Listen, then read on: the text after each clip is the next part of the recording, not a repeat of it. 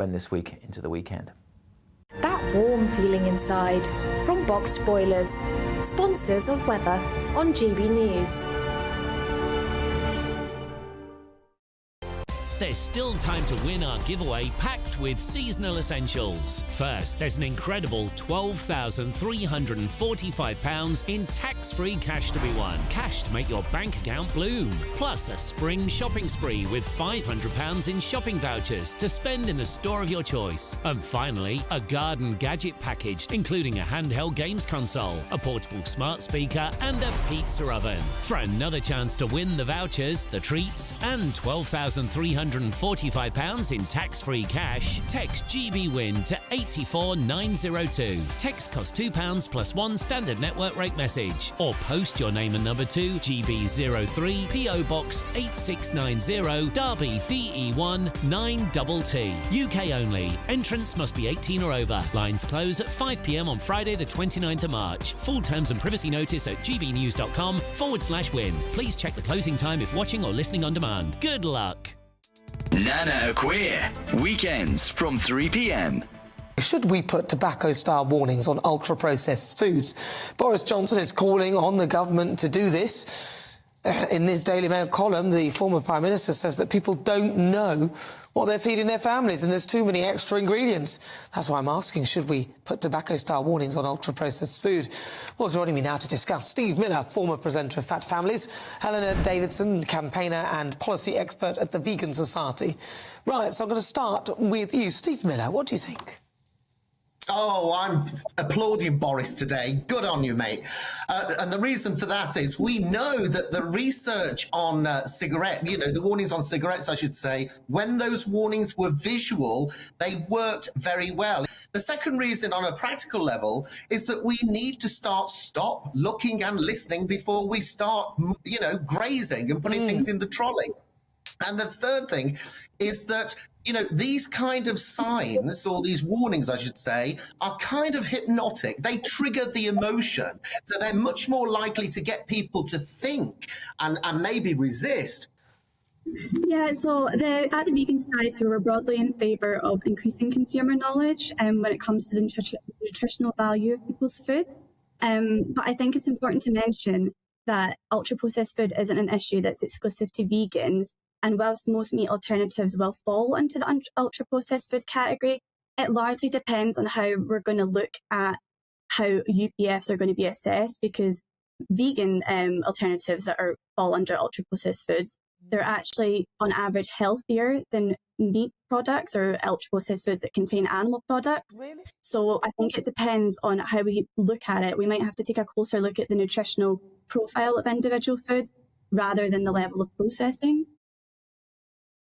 Join me, Camilla Tomy, every Sunday at 9:30 when I'll be interviewing the key players in British politics and taking them to task. This report basically says that he's not fit to stand trial. With an upcoming election looming over Westminster, now is the time for clear, honest answers. I agree. And that's precisely what I'll get. Is he indecisive? Incompetent? That's the Camilla Tomy Show at 9:30 every Sunday on GB News, the People's Channel, Britain's election channel.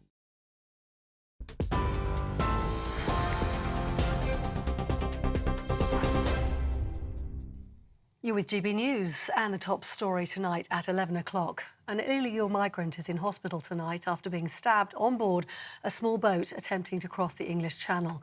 UK Border Force and 2 lifeboats attended the incident just before lunchtime today. Officers are still trying to work out what happened. The victim has non-life-threatening injuries and is still in hospital. The dinghy was one of 8 small boats that reached UK shores on the busiest day of channel crossing so far this year, with a record 450 migrants arriving today. This takes the number of migrants coming to the UK illegally this year to nearly 4,000. Meanwhile, passage of the government's flagship Rwanda bill is now delayed until after Easter, when MPs will have to face it again in the House of Commons after several votes against it by the House of Lords today. Our political editor Chris Hope has more. In the House of Lords tonight, peers have voted to say that migrants can only be sent to Rwanda when all the measures in the Rwanda Treaty have been satisfied, and that could take a while. Another amendment passed by the peers here says the bill must have due regard for international law. And so the ping-pong protest continues, but the government is very clear it will try and force this measure through Parliament to ensure that flights can take off. It rolls on now, probably till after Easter, when we expect another battle between the Commons and the Lords. Chris Hope, let's bring you up to date with events in Wales today. Vaughan Gething has been sworn in as First Minister this evening.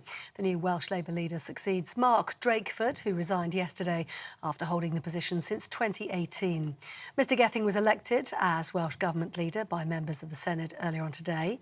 He's expected to form a cabinet in the next few days. And earlier on, he told them he wants to lead a Wales of hope, ambition and unity.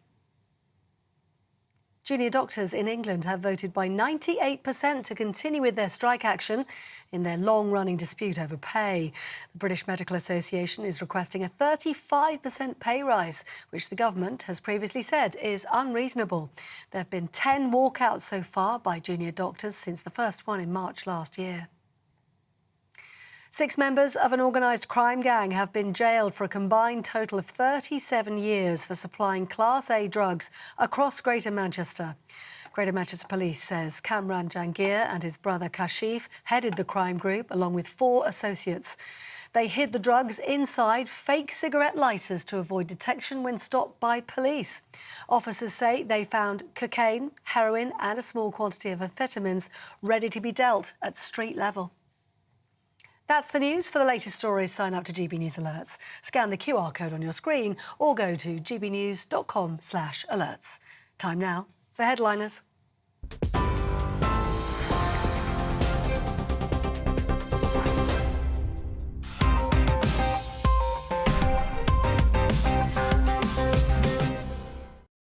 Hello and welcome to Headliners, your first look at Thursday's newspapers. I'm Andrew Doyle. I'm here with the buttery crumpet of the left, Steve N. Allen, and the dry, burnt toast of the right, Nick Dixon. I'm not sure what that metaphor means. Well, I don't mind because it's obviously false, and that's why it sort of might be funny because I'm obviously the best one. Do they mean that if I smell you, I might have had a stroke? Yeah, it could be that. It could be that. Are you both well, though? Are you well, Steve? I'm doing all right. I mean, a little bit tired. I keep going on about the fact I've got a child. Yes, you do, don't you? I know. She's 7 weeks old. I will say this quickly, though. She's now started to do a lovely smile. Everyone says it's gas. And if it is, then why am I burping it? Because that smile's beautiful. So I've been running the breast milk through the soda stream. Oh, the joys of having a child. I'll never know.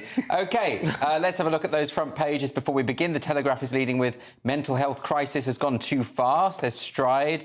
The Times has got defeats deal fresh blow to Rwanda migrant bill. The Daily Mail has mortgage hope as economy turns a corner at last. Good news there. The Metro, fentanyl phantom. Sounds sinister. And the iNews, UK on track for summer interest rate cuts after inflation falls. And the Daily Star, there's gold in them thar Shropshire Hills. Those were your front pages.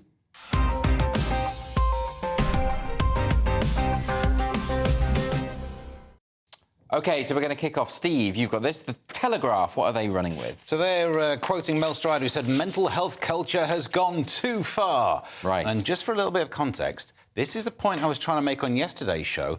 Barely got to finish the point. It was shut down. And it's there. You're a Cassandra. Exactly. That's what you are. On the weekends. And it's a really good point that if you spend your life, if you have a culture where you focus on anxiety, pay attention to it, look, quick, think if you've got any anxiety, you'll start to feel more anxious. Of course. And he also makes the point that what the normal ups and downs of life, which includes anxiety, it's in there as an emotion to be useful. But if you start to medicalise it and think, oh, no, this is something you need to give a label to and treat, he makes an interesting point about how we are dealing with the normal ups and downs. It's only ever the downs that get treated. No one's like, oh, you're a bit happy, take a pill. Is it, Nick, that we're just a pampered culture and we expect to be happy all the time? And, of course, life is an unending stream of misery with occasional pockets of fun. That's true, actually. Me and Steve were talking about anhedonia just before we started, the inability to feel joy, which apparently we both have. Also, the working title of Annie Hall by Woody Allen probably wouldn't have won the Oscar if it had stopped with it. Anyway, back onto this story. Sorry for a Lewis-like digression. Basically, They bring out Mel Stride whenever they have to say something unpopular. He came out and downplayed the Diane Abbott racism thing. Now he's doing this, bit of a ledge. And what's going to happen is, everyone's talking about mental health all the time, but they've realised it costs too much. It's going to cost $100 billion on welfare. So he's the guy that actually has to pay for it. So, of course, he's saying, guys, are you sure about this mental health thing? What you'll see now is loads of pieces in the press and, like, little pamphlets and stuff coming out saying things like, have you thought about walking it off? You know what I mean? There'll be, like, whole campaigns to downplay, put away the mental health thing. I wonder whether it's bad. I mean, you know, just thinking back to my time as a teacher, we were warned about this over-diagnostic culture now, and that, you know, anything that the kids, any problem the kids had, they were told, come and speak to us about it. Whereas really we should have been saying, just get over yourselves. Yeah. I mean, not necessarily in that tone. No. You might have made things worse. Yeah, the idea of bottle it up. Over it. Bottle it up. Yeah, bottle it up like I do. Yeah. I'm fine. For now, but when you turn, it's going to happen, isn't it? It'll be ugly. It'll be a real Dr. Jekyll, Mr. Hyde moment. But yeah, I think we're probably right about that. We always are.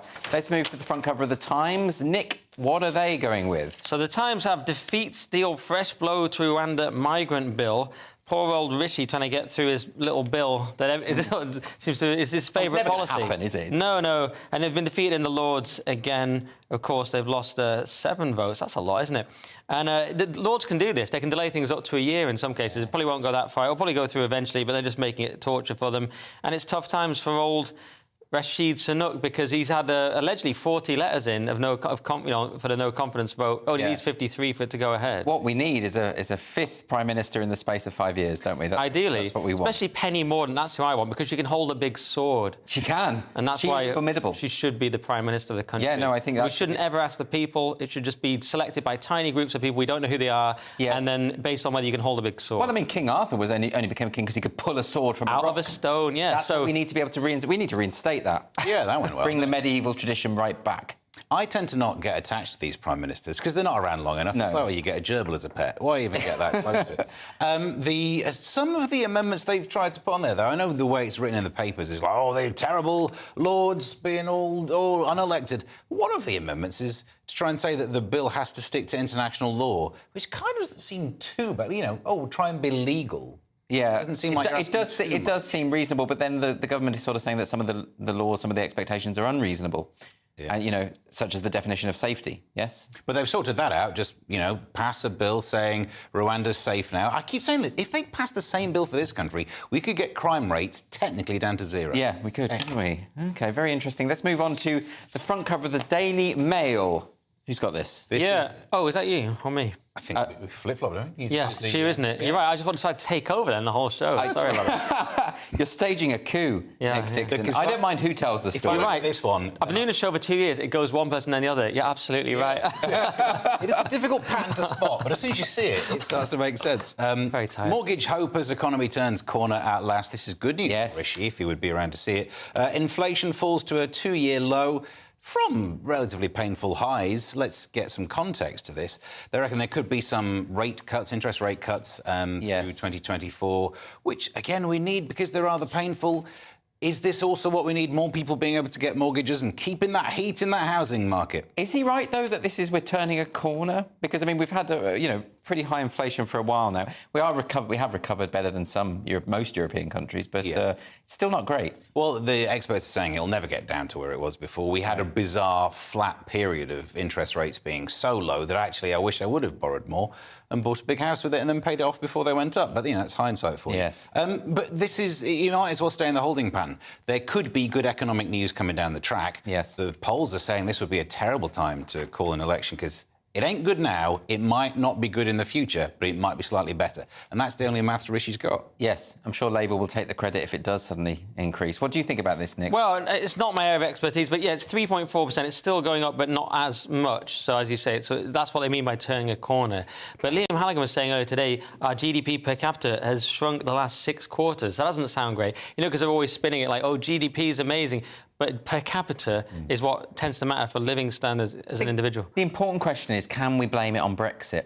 Because I think that's what people want to do, isn't it? I blame immigration. It's like a blanket policy for me. It's a useful heuristic. I just use it for absolutely everything. We just blame whatever our bugbear is. Yeah, whereas other people blame it all on Brexit. I mean, it could just be that we shut down the economy for a couple of years. I mean, it could... Lockdowns didn't help. to do with that. Blame it on the BBC and that might cheer you up. Oh, that would be Also, fun. we're just an unproductive country riddled by wokeness and a declining country in general, aren't we? Well, this has just turned into a general whinge, hasn't it? OK, well, let's move on now to the front cover of The Star, always there with the important stories.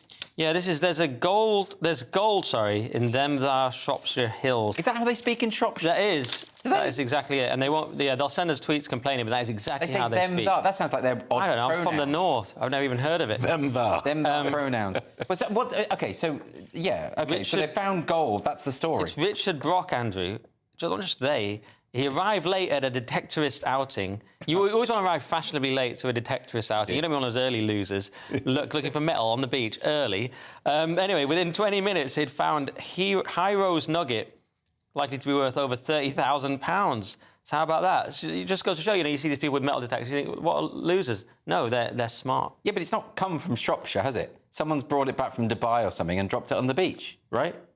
Well, that's a very good point. I was about to go up there and start digging. Is there not a seam? I thought we'd managed to crack a seam. Seam of gold in Shropshire. There's nothing in Shropshire. Let's be honest about it. Come on. Shropshire is one of those weird counties where the county town, like Nottinghamshire, has Nottingham. Yeah. Shropshire, there's no Shrop. Is there no Shrop? There's no town of Shrop. City of Shrop. OK, well, there should be. Yeah. Shrop. Go to Shrop for some gold. OK, that's it for part one. Do join us in part two for resignations at the Garrick, the latest creative project from Police Scotland, and news about contacting the HMRC. See you in a few minutes. GB News Breakfast. Every day from 6 a.m. Absenteeism. And parents whose children miss a week or more of school face increased fines in a government drive to tackle absence. This is another one of those government policies which has done nothing to improve the education of our children. In fact, since this was originally introduced some 10 years ago, the educational standards for our children, the 11-year-olds who can't read when they go up to primary school, have got worse and worse and worse. So it's not working. So what do? They just increase the fine, like that may make it work. Most of the parents who get fined are taking their kids out so they can take them on a holiday before the holiday companies push the prices up. And frankly, as a parent, if I've got a £600 discount on my holiday versus a £60 fine, I'm going to go for the £60 You'll suffer the fine. Yeah. Let's not forget the other huge absence that children had recently during COVID. Schools were closed for months and months on end. Online learning was really not making up for that. So how can, it's very difficult for the government to say it was fine for us to take your kids out of school for months, but if you take them off for a few days to go to Disneyland, then you are the worst parent ever and you should But also, it's the pandemic that caused some of the problems with absenteeism now. Absolutely. Because the mental health issues that some of these children now have. And there are tens of thousands of children, they call them ghost children, that have simply disappeared from the school register. So it would be nice. It's really, really scary situation.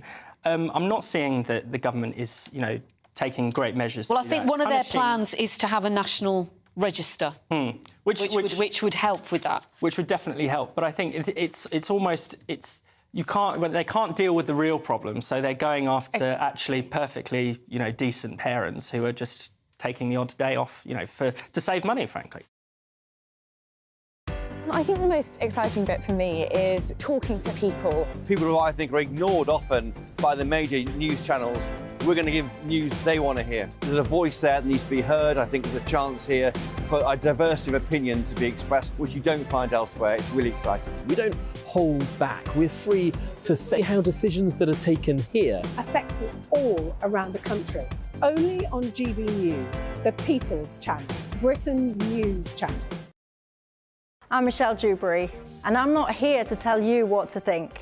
I'd much rather hear what you have to say. So, send in your opinions to gbviews@gbnews.com. Keep them clean, and you never know, I might read them out.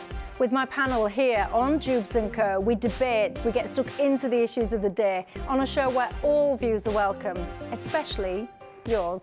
GB News, the People's Channel, Britain's news channel.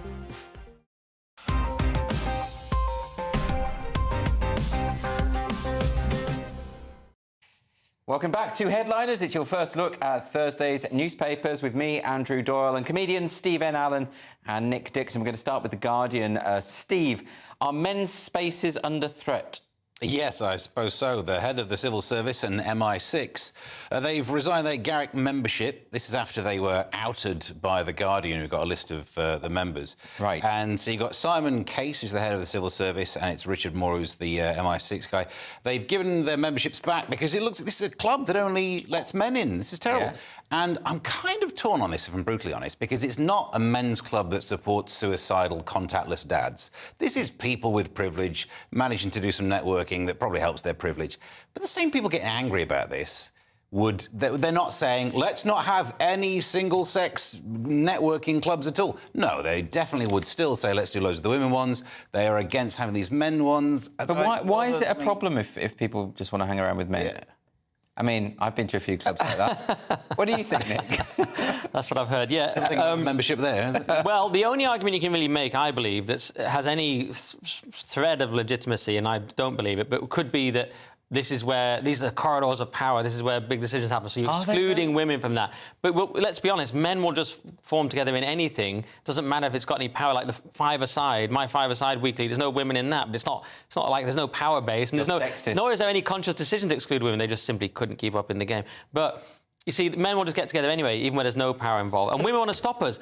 For some reason, they want to get into our spaces. And even if they can't shut down the space, they make it so politically impossible, as in this case, you can't even go to it, and you have to resign. It feels a bit strange because, yes, I take that point that, you know, there was a time when women were excluded from the corridors of power, and maybe the Garrick Club was part of that, but it's not anymore, is it? I mean, this is just people who prefer the company of other men. There are women who prefer the company of other women. This strikes me as pretty normal, like, pretty standard. I don't know if this is a place that still has power, because they wouldn't let people like me into it, you know, northern class type. That's true. And fair play, I would run the place. Simon Case, though, came up with a great excuse. Did you read that? No. So his excuse was he only joined so that he could work from within to try and campaign to get them to accept women. In the same way that someone would say, like, I only joined the Nazi party to say, like, calm down. I'm trying to take down the system from within. It's hilarious. Why don't they just, like, if there was a club that I didn't like their rules, I just wouldn't join that club and the problem would be solved. Why can't they just let them get on with it? Yeah, I mean, it's going back to say, how can you foster a genuine culture of inclusiveness while also being a Garrick member? Where's this obsession with inclusiveness? I like exclusiveness. That's what it's meant to be. It's an exclusive club. Exclusive. How can an exclusive club be inclusive? It defeats the whole point. And it's only rich people. Yeah, one further irony, I thought, is that probably a lot of the people that complain about this sort of thing, maybe not the radical feminists, but a lot of people would probably be like, oh, we've got to be so nice to Islam.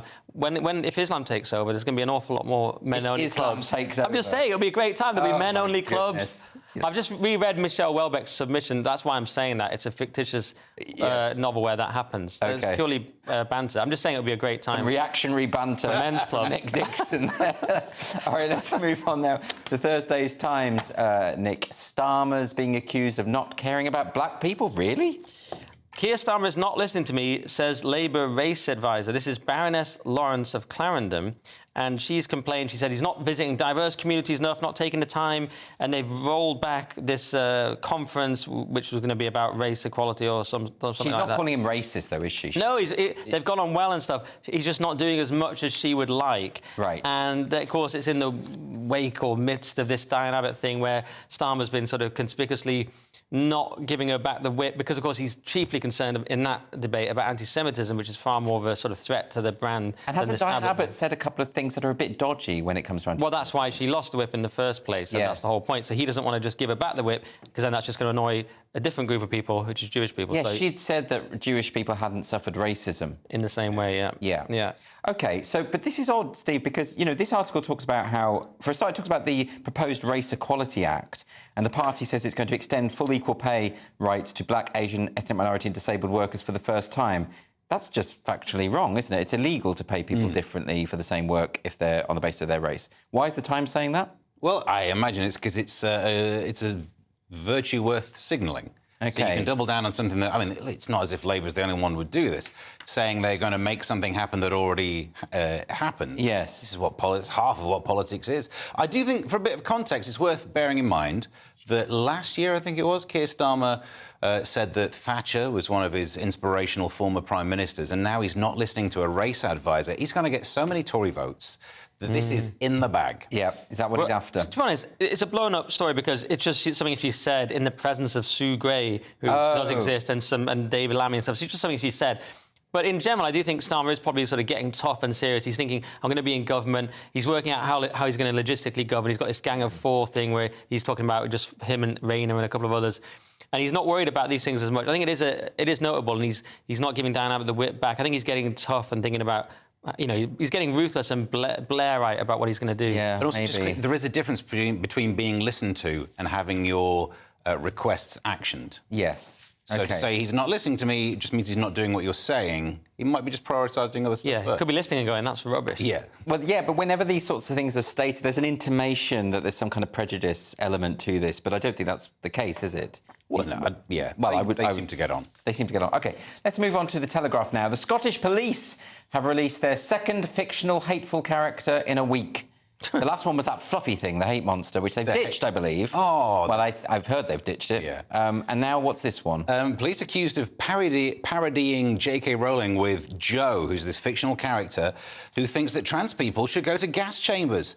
They come up with this fictional character, and let's just do the fact check. Here are the clues. The J in J.K. stands for Joe, so Joe makes sense. And that's kind of it. I mean, if you were doing a parody of J.K. Rowling, you'd go further, wouldn't you? You'd have them being an author who writes a book about maybe a young magician called, like, Barry Totter or something like that. And they stop there. And I don't think the main part of this story should be about whether or not they're mocking JK. It's the bigger worry about what's happening with this training. They had this training session where they looked at this fictional character tweeting things out, having a good social media following, who says trans people should go to gas chambers. Is this hateful or not? Rein it in. Tell us earlier before you get to the gas chambers. Yeah, well, also because, this was a hate crime youth engagement event held in February in the run-up to the new hate crime bill. Now, the problem with this is there's a sense in which they're smearing gender-critical campaigners as being far right, because they go from this character, Joe, who believes that sex is binary, as we all do, anyone who knows about anything, and then suddenly leaps to trans people should go to the gas chambers. No gender-critical person ever says that. It's not even a helpful hypothetical. It's just suggestive of the attitude of the police, or at least the Scottish government, towards those people, isn't it, Nick? Yeah, and in a sense it becomes a piece of propaganda in itself, trying to suggest that they might do that. But anyway, yes, because they've been infiltrated by activists, or is it the police Scotland say stakeholders? That's what they call them. Yes. So they've admitted to stakeholders. We don't know who these stakeholders are, who is behind this. It's not clear. As you say, the hate monster, the kind of twee authoritarianism. Now this absurd, obvious attack on J.K. Rowling, and I was speaking to Simon Evans about this today, and he said that some people think J.K. Rowling should go to jail. She wants, she almost wants to make a point. It'd be very powerful as a point. She said she's prepared to. Well, but that only works, of course, if some change would then happen. You know what I mean? Most likely, of course, she wouldn't go to jail, and just unknown people will be penalised by all this crazy hate crime stuff. But it is a worry. I mean, all of these training sessions that are coming up, the police are being trained to prepare themselves for the scenario where they might have to arrest a comedian, or they might have to arrest an actor in a play. Yeah, they tried to play that down today, and they said, "Oh, it's not. We won't be looking just at comedians and performers. Only if someone complains to us, like, oh, well, that's fine then. No one's ever made a vexatious complaint." That's what we were worried about all along. I mean, this is the strange thing that they're coming out saying we're not going to target performers. So what? You've also said you're going to investigate every single complaint. Yeah. It can't be this stupid that they don't realise that these complaints will come in from people who just want to smear and attack their opponents. No, they realise they don't mind that. The thing today was just trying to get a bit of misdirection. I also, for this story, I hate the idea of these youth engagement events, because as a Generation X, I grew up being young, having to stick to the laws that older people come up with, and now the police are asking young people, when I've gone the other side, why do we have to care what the young people think about things? We absolutely shouldn't, and nor should we be having hate speech laws. There was an interview on those Vox Pop things with 3 Gen Z people, and they said, no, J.K. Rowling shouldn't go to prison, but she should be re-educated. That's the future. That's fairly chilling. Yeah, it was. Fairly chilling. OK, well, if she does... She said she would serve jail time for misgendering. Yeah. And that is clearly covered by the hate crime law, so we'll see, because when everyone starts doing it, they can't lock us all up, yeah, can they? Sort of Spartacus, I am J.K. Rowling. They can try. Let's see what happens. She'd do some good writing in there, though, won't she? Jeffrey Archer style, knock out another book. Oh, yeah, most definitely. The Edinburgh Fringe is going to be really interesting this year, I think. You should all boycott. No, I think I'll take a show up. Really? Well, we're thinking of doing a Comedy Unleashed Try and get him special. put in prison in Scotland. Well, we're thinking of doing a hate crime special on April the 1st. See how that goes down. Nice. But I don't know if it'll work. Let's find out. Anyway, the Telegraph now with news that if you want to get through to the HMRC, the best way is to call the DWP and ask them to transfer you. Is that right? Yeah, it seems to be that. So benefit claimant calls answered 15 times faster than HMRC, which I find stunning. Whenever I call anything, it's 40 minutes minimum, you know, to get a repair on your house or talk to the council. Yeah. But apparently, the universal credit line is actually very fast. The average time was 1 minute 28 in March 2023. What does that mean? What does it portend? Well, I don't know, really. I'll tell you what it portends. I can't say on the universal credit side, but on the HMRC side, it portends that they're all at home because they're working from home. So last year, 2 in 5 workers at regional HMRC centres did not go into the office at all in the year to March. So Rees Mogg has popped up and says it's idleness, and he says they need different workplace practices and incentives and leadership, and to basically go to work. Going to work, controversial point. Steve? This is the worst piece of journalism I've seen for so long. The only story here is that trying to get your HMRC call answered is woefully long. And then they pitch it as these us versus them. Oh, if you're on benefits, you get it answered, but if you're a taxpayer, you don't. Why have to try and force this battle? And then through the whole article, yes, they blame working from home for HMRC. Through the whole thing, they don't say how many people are working from home answering those benefit claimant calls. That's conspicuous by its absence. You know what? I don't even mind if the tax people don't answer, as long as I don't have to pay tax. It seems like a fair deal, right? Yeah, I called and they I tried, so I didn't pay. OK, and finally, The Times. What's this catchy new tagline from China? Steve? Yeah, they aim to overpower the West technology. President Xi has come up with a phrase, a motto, so powerful that it could end the West. It will beat the free market. It will defeat capitalism. Here we go. Develop new productive forces. It's good. It sounds better in Chinese, Steve. Yeah, I think Google Translate lets. Yeah. Can you do it in Chinese, Andrew? I mean, if I attempt it, I would get in trouble, wouldn't I? But yes, I can. In Scotland after the 1st of April, yeah. Because the article's got an interesting point. It's a different kind of communism, because it's not communism, but it's not a USSR style, it will economically fail. It's state-controlled, having the ability to tweak, like change your interest rate, change your exchange rates. I guess we can do our interest rates. And it won't financially fail. They are doing really well. Actually, being able to control which company will do well means you will do all right in this free market. If everyone else playing free market rules and you're tweaking, it does all right. They are better at electric vehicles, phone tech, AI, solar panels. Yeah, they're making money out of the green economy. Well, isn't We've it been just talking about it for ages? There's a sense of that they're just hungry for it, aren't they? They're hungry for power and global dominance. Is that how it is? It's how it feels to me. I mean, if this is a new Cold War, they're definitely they should win because they're putting in much more effort. Oh yeah, they're terrifically keen on being the main superpower, absolutely. Yeah. And as Steve said, it's hard to fight this stuff because then you're forced into sort of a kind of protectionism in a way yourself. The US is having to blacklist. It's going to blacklist the companies that supply Huawei with chips and things like that. Yeah. And do tariffs and things like that, which is actually what Trump was talking about when he was the bloodbath thing. He was actually talking about I'm going to put tariffs on Chinese cars, you know, so they can't just get a ridiculous advantage. And then he got accused of this ridiculous bloodbath thing. And so that's what they're going to have to do because otherwise China is going to win. We just need a slogan. Just one yes, like, better slogan than that. Newer, more developer even better stuff. Better stuff. That sounds good to me. OK, well, that's it for part 2. Do join us in a few minutes when we'll be discussing the upside of being a Brit, the reintroduction of wolves, and we'll find out what women don't want to talk about online. See you in a bit. Evening. Welcome to your latest weather update from the Met Office for GB News. Most of England and Wales will be dry and bright after a bit of a dull start. Scotland and Northern Ireland turning wet and increasingly windy tomorrow thanks to this weather system approaching from the Atlantic. We've had this set of weather fronts sitting across us today, made for a pretty damp day for parts of England and Wales. Still a few heavy showers around through the evening, but tending to clear away, most becoming dry through the night until that next band of rain makes for a damp start over the Highlands and the west of Northern Ireland on Thursday morning. Could be quite murky across the south tomorrow as well. A lot of mist, a low cloud settling in through the night. So don't be surprised if it's not a little drab first thing on Thursday morning. Could even be some fog patches around. It should steadily clear through the morning and then most of England and Wales dry and bright. A bit of patchy rain could affect North Wales, Northern England at times, certainly wet in western Scotland. That rain moving from west to east across Northern Ireland too. brightening up perhaps across the far northwest, but it will be windy here. Blustery conditions throughout and turning a little colder. Elsewhere, still pretty mild with a bit of brightness in the south. We could easily see those temperatures into the mid-teens once more. We will see the rain trickling further south as we go through the night. A damp start across parts of the south. That rain perhaps lingering until lunchtime across the southeast. Blustery showers coming in behind, particularly for Scotland and Northern Ireland, with some snow on the hills and a colder feel. It is going to turn chillier for all of us to end this week into the weekend. 2024, a battleground year. The year the nation decides. As the parties gear up their campaigns for the next general election. Who will be left standing when the British people make one of the biggest decisions of their lives? Who will rise? And who will fall? Let's find out together. For every moment, the highs, the lows, the twists and turns. We'll be with you for every step of this journey. In 2024, GB News is Britain's election channel.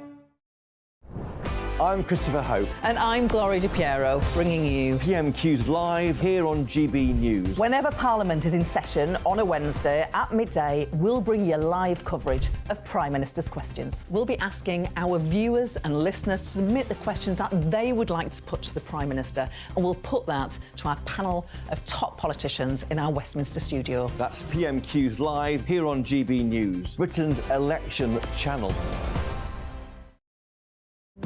GB News is the home of free speech. We were created to champion it, and we deliver it day in, day out. Free speech allows us all to explore and debate openly the issues most important to us, our families, and of course, the British people. Having challenging conversations to enlighten each other. Which is why we hear all sides of the argument. We are the People's Channel. We will always stand by the freedom to express yourself. On TV, radio and online. This is GB News, Britain's news channel.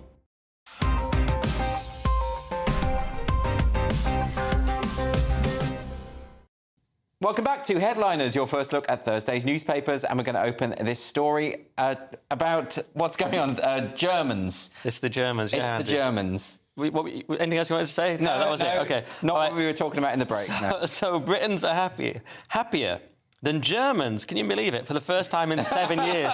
I'd rather be happy than an actually, notoriously happy nation. You know what I mean? Yeah. Happier than Germans. I mean, come on. But anyway, I don't believe it either. But so the UK was ranked 20th, 4 places above Germany in the World Happiness Report 2024, which is from the Wellbeing Research Centre. Yes. And we've smashed it. First time since 2017, we've ranked higher than Germany. But it's only their 6.72 and we're 6.75. So it's a nonsense anyway. Also, if you saw that thing from Sapien Labs, earlier this month, we were ranked the second least happy nation after Uzbekistan. So why are we suddenly... So I believe that the first one more than this one, because I'm not happy, Steve's not. We've both got anhedonia. How do you quantify happiness? All of these studies... Badly. Yeah, exactly. Inaccurately. Also, is it not the case that human beings we're not meant to be happy, we strive after contentment? You know who else says that? Andrew Tate. We're not meant to be happy, we're just meant to strive.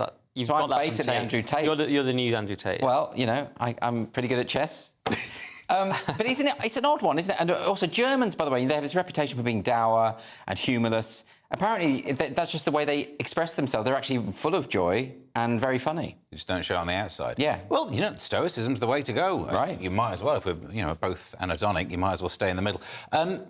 You're right. The happiness, this survey's worse than the one before. The one that just looked at how much you hated your nation and how bad you felt might have some more accuracy to it. But it's too intangible. Happiness shouldn't be a constant state, as you said earlier. If it is, you've got mental health issues. Yes. And therefore, what's the point in measuring it? I actually think having this annual survey of happiness makes us feel like we have to be happy when you can't achieve that. It will end up making us more miserable, which is why eventually we'll be Uzbekistan. Exactly. I mean, when I was in Finland, I kept being told that Finland is one of the happiest nations in the world, and everyone looked pretty miserable to me. But don't they have a high rate of suicide?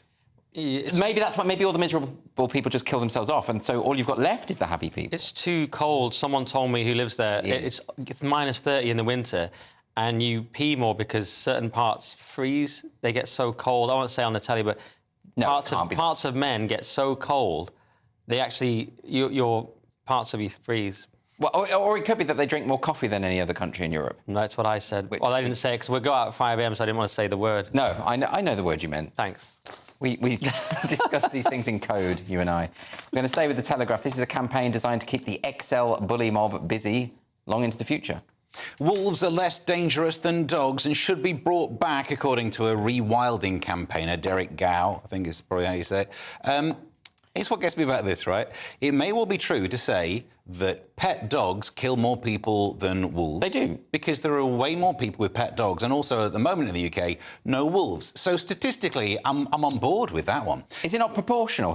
No, it's not a proportional thing? No, well, distance between you and the wolf would be the thing, isn't it? Your dog is right there. If it turns on you, you don't have long. If a wolf decides to have a bad day, you might not find out about it. But they've done surveys, and people do get killed, studies rather, people do get killed by wolves. Yes. And here's what gets me. They've not worked out that these numbers add up.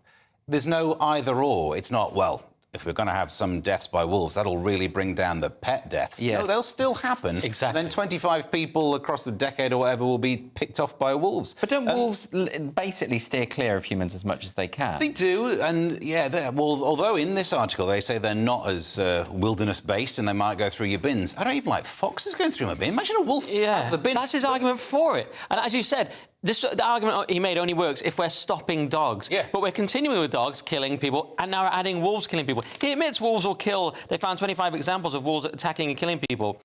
And he still says, but they're still good. And he says, they'll go through your bins. This is the guy making the argument for them. Yeah. And he says, oh, yeah, they'll kill a lot of sheep, but that shouldn't be seen as a disaster. Oh, yeah, tell the farmer. Yeah, I mean, they killed 65,000 in Europe, farm animals, mainly sheep. If you're from the country like I am, the lakes, we don't want wolves. Farmers don't want wolves. You don't want a wolf in your garden. You don't want to go for a nice, pleasant, short walk and there's a wolf there.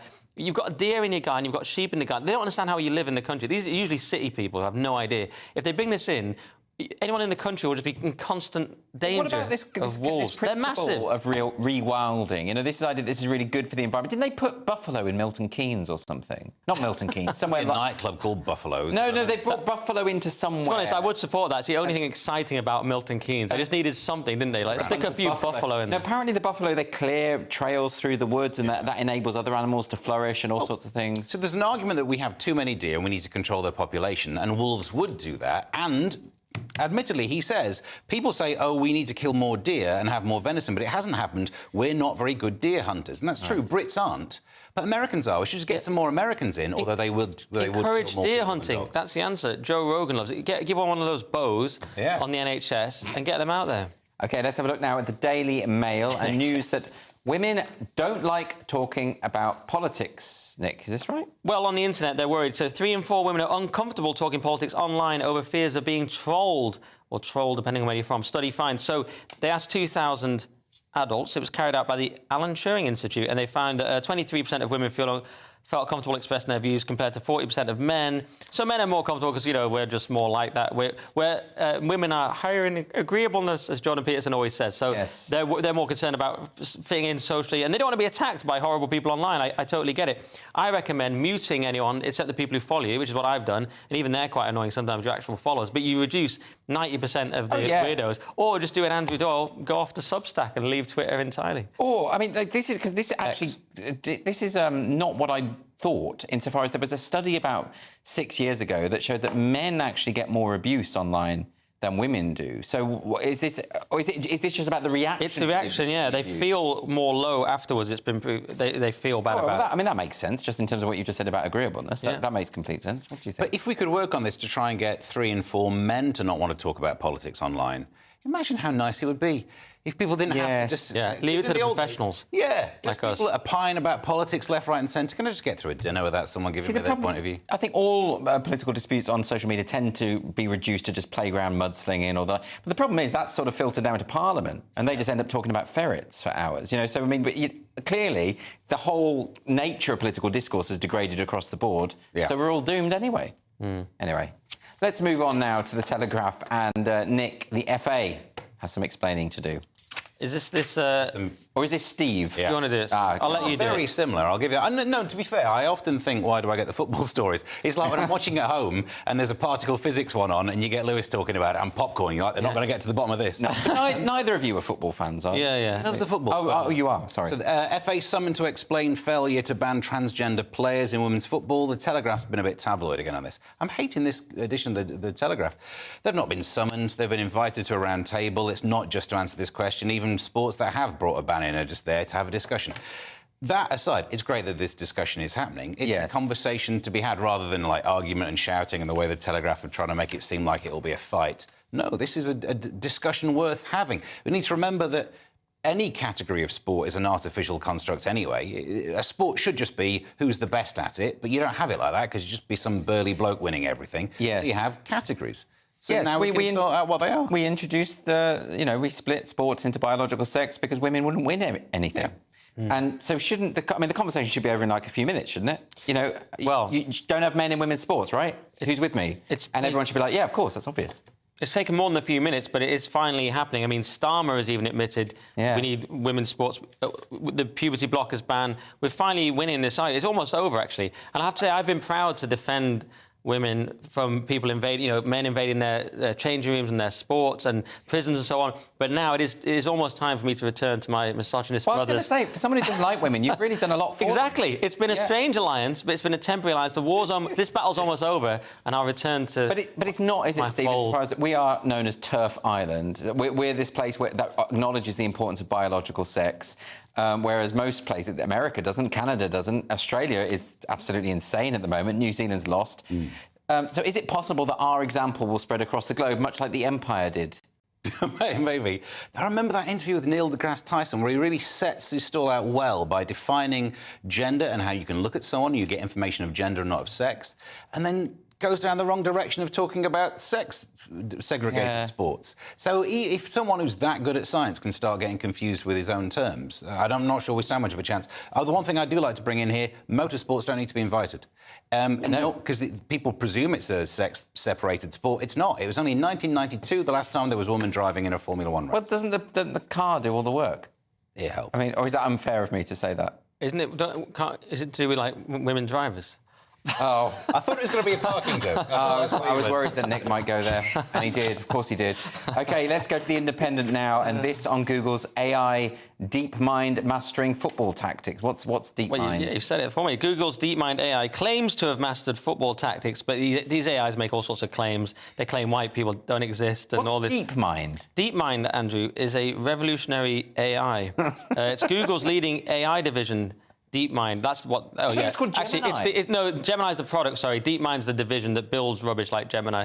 But they've now made this... Tactic AI is the AI, I think. I don't know. Why is he asking me these things? I skimmed it. The point is, it's beaten people at Go, which is a board game. It's beaten people at StarCraft 2. Now it's beating people at football. Essentially, soon you won't need a football manager. You'll be able to pay... It's going to be much cheaper to get an AI in, save those massive wages, and it can just zap lazy players. It won't get sent off. It won't get a bung in a little brown bag. Steve, we have to bring back the Luddites. No, we have to trash the computers now. Look, I don't like football or any sport really, so I think the other way. Yes, use AI to replace coaches and managers, and then the football players, and just do a simulation. Tell us who would have won anyway, and we can all go home and get on with our lives. Be a bit more productive. I think it's absolutely horrific. Robots will kill us all. Time for a break now. Come back in the final section for food terrorism, angry joggers, and a spectacular bit of DIY. See you in a moment.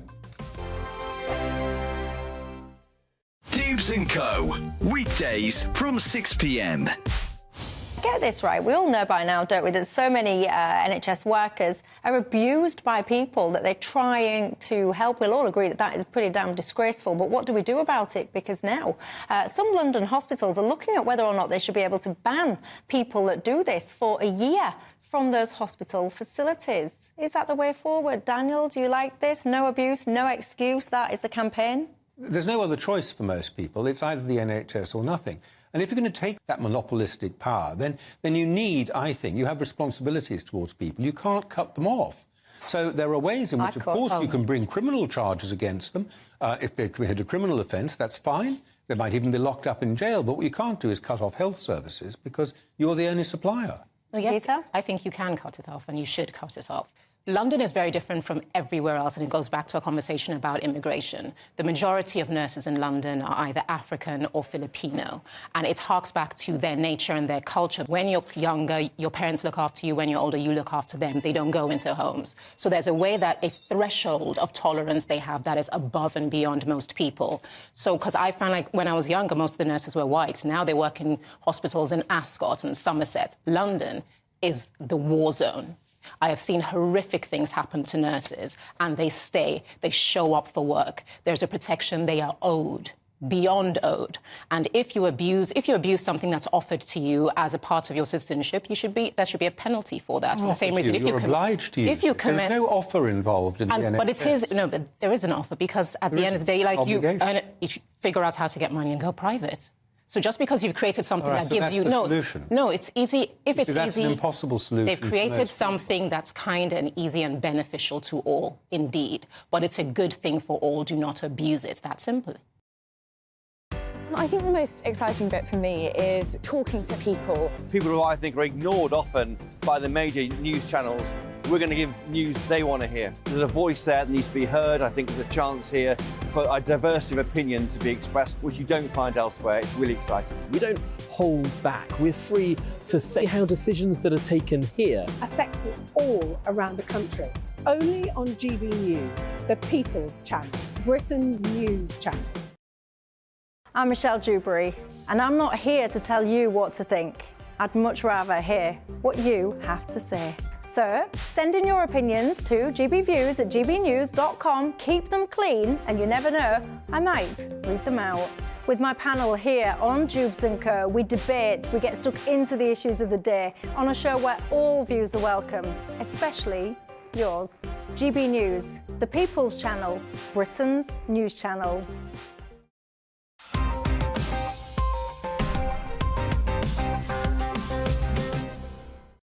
Welcome back to the final part of Headliners. We're going to go into the Telegraph now about Chief Superintendent having a bit of a laugh, Steve? This copy of the Telegraph can just do on. You hate the Telegraph today. On this edition, especially so. I didn't report stolen card because thief spent less than my wife, says former police chief, ruining the joke in the headline. But also, it says peers appeared unsure whether the ex-chief superintendent who advised the Labour government was joking. What, when he did a joke and they laughed? Yeah. Why are they trying to spin it and say, oh, there's some mystery? No, he did a joke. Here's what he said. Lord Mackenzie of Framwell-gate, but you know what we're like, it's probably pronounced Froome, said, is the minister aware? On one of her rare visits to London, my wife had her credit card stolen. I monitored the use of the card, and I have to say I didn't report it to the police because the thief was spending less than she was. How do you not know? I mean, the way you tell it, it's very funny. It's a good joke. Marry the thief. This reminds me a little bit about when we did our skit on Christmas Day where I pretended to have a tantrum, and the Metro reported it saying, oh, GB News presenter storms off, but it might have been a joke. Yes, it was a joke, you morons. You acted too well, and they haven't seen your real tantrum, so they didn't know the difference. Exactly. I know that the real tantrum, there is blood on the walls. I screamed the place down. It's horrible. It's absolutely people die. To watch. Act too well. Can I just check? Is Framwell-gate a sort of scandal that happened in Framwell, or is it a place? You see what I mean? Yeah. I know exactly what you mean. Yeah, it's a place, is it? I've also thought about Margate. It feels like a scandal. Yeah, that's all I've got on this. It's quite good. This is the House of Lords at its best, I think. Just, just old posh blokes making misogynist jokes. That's what it's there for. That's what it's there for. That and the Garrick. Let's move on to the Daily Mail now. An upsetting story about sushi. Nick? Oh, yeah, so it's sushi terrorism forces 4 of Japan's big five restaurants to scrap self-service, although that's a slightly different headline, but whatever. It's about sushi terrorism, and they're worried that it's the end of the conveyor belt of sushi. Basically what's happening is people are doing all kinds of gross things to sushi. They're eating ginger directly from a communal pot. They're licking soy sauce bottles. They're doing all sorts of things. It's called sushi terrorism. It's a massive thing. And what happens is basically Japan is a very traditional patriarchal culture, and that's brilliant, that's a great thing, but occasionally it's so oppressive that you just need to go crazy and lick something. So they're licking fish? They're licking sauce, they're licking... it's so alarmist to call it terrorism. Al-Qaeda don't do this kind of thing. Well, do we know for sure? Maybe they do. Maybe they do. The whole point. I'm outraged. I mean, this is pretty gross. I'd say it's gross. I wouldn't say it's terrorism. I'd say it's just pretty antisocial. Yeah, but also the solution is to not have food just going around on a conveyor belt. That also makes a lot of sense as well. Yeah, don't have food that people can just get at. And I love the fact that loads of places stopped this during COVID. And I read, when I hit that bit, I thought, yeah, why do we bring it back? Wasn't that the lesson? Don't let people sneeze on your food. Yeah. There you go. But I quite like it. It's a bit of a jeopardy. Because you have to be quite skilled to get it off the conveyor belt, don't you? That's for when you get your luggage after you've been on a plane. And that's where it belongs. OK, well, let's have another story. Another food story, actually. This one's in the Daily Star. Steve, you got this? Yeah, humans in cities are losing our abilities to digest plants for one key reason, it teases. The Western diet is lacking in fibre. I use flaxseed for that. What's that? So linseed, flaxseed, you can just pour it into some water, just neck it. It's a good source of dietary fibre. I'm so regular, I actually struggle when the clocks change. Anyway, so thanks for that. The problem is we've got Lewis. Various microbes that are all linked to Rhumacoccus, which is my nickname. Beg your pardon. In some places online. And it's your drag name. It's basically that one of these bacteria that can break down cellulose. Yes. If you don't eat a lot of it, dies off. Surprise. Yeah, Nick. I mean, fibre's important. You've got to keep it up in your diet, haven't you? Because Lewis isn't here, I'm going to have to say it. Vegetables are bad, OK? Vegetables are bad for you. We've evolved beyond them. That's what I'm learning from this story. It's like, yeah, we don't need them anymore. We've evolved into sort of processed What am I food. meant to eat? I don't eat meat, do I? Yeah, but you should, Andrew. I can't do it. You would become straight again. This is not carbohydrates. This is not carbohydrates of vegetables. This is the cellulose of the fibre that you can't really digest anyway. OK. But it keeps you regular, and you don't get the diverticulitis. Those little weird things. No. OK. I love the idea that Nick thinks that heterosexuals are carnivores. I just wonder how I'm going to get Or sacked that I used to be straight. Yeah, which is news to me. And then you ate too many vegetables. And then I ate meat link. Too much broccoli. Too much broccoli and ABBA. That was my problem. All right. Let's move on to this story in the Times. About jogging making people angry. Jogging makes me angry, Nick. Yeah. It's boring. Eat some meat. Well, yeah, why jogging could be making you angrier. And I don't believe this at all, but the idea is that it just makes you... It gets you into a higher state of arousal, and that just makes you more angry, so it doesn't work. I don't believe this. They admit, though, that playing ball games has an arousal decreasing effect. Getting your anger out on ball games... I don't know what that is. That's punching someone in the face. Yeah. I don't know where that fits in. But football and things like that help you because it's hitting balls and it helps you with tennis. They're saying running doesn't. I think they're wrong. I think it is still good for you. But this is what they're claiming in this. And they're also saying don't talk about your anger or don't try and get it off your chest. I do approve of that. As I said, bottle it up. Bottle it up. Yeah, that's what you're all about. But ball games, are they saying ball games are good for anger? Yeah. Ball games. Yeah, I was going to say, because I play backgammon, and that's what gets my rage out. That's more of a personal problem, I think. Oh. The backgammon's just a coincidence. You have low level of rage. As someone who every so often runs, people in your way, if anything, make you angry. Just, how can you not hear me? For people walking with headphones and then just this lateral movement. If you're a slow walker, keep to your straight line, not this drift. Yes. This Tokyo drift. Is there an equivalent of road rage when it comes to jogging rage? Does that happen? Just anger. Just pure beast. So you are a pure beast. Actually, but when I run, because I wear like a black hoodie and I got the stubble, I look more like a mugger who's just successfully mugged. Right. So people do tend to get out of my way. Are you a jogger, Nick? I do run a bit, yeah. I do, as you know, mainly strength training, but I do the occasional sort of three and a half miles or something. So, nothing crazy. That's a bit of a humble brag. Football once a week, but you know, yeah. Who cares? Who cares? Nature doesn't care about my incredible strength. Well, I do, Nick, and that's why I asked. You're very, very hench, and you're looking wonderful. Thank you very much. Quite a physique. You need to eat more meat. I do need to eat more meat. I'm going to take that advice. If I don't get anything else from this show, I've got that, which is great. OK, the show is nearly over. Let's have another look at Thursday's front pages. So the Telegraph is running with mental health crisis has gone too far, says Stride. The Times says defeats deal fresh blow to Rwanda migrant bill. And the Daily Mail is leading with mortgage hope as economy turns a corner at last. The Metro, fentanyl phantom. And the iNews, UK on track for summer interest rate cuts after inflation falls. And the Daily Star, apparently they've found some gold in Shropshire. So that's all we've got time for. Thanks ever so much to my guests, Steve N. Allen and Nick Dixon. Now, I'm going to be back tomorrow at 11 o'clock with Nick Dixon and Josh Howie. And by the way, if you're watching at 5 a.m, please do stick around because now it's time for breakfast. A brighter outlook with Box Solar, sponsors of weather on GB News.